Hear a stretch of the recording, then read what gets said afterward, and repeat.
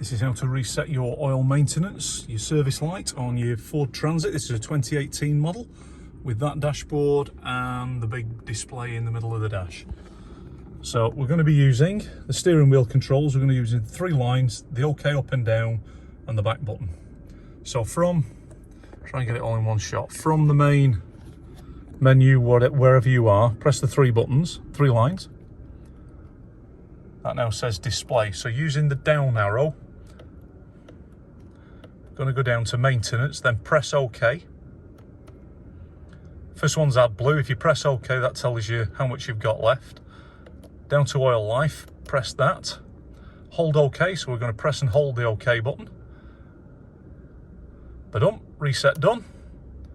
That's it. Back, and you're back to the main thing. That's all there is to it. Thanks for watching. Like and subscribe.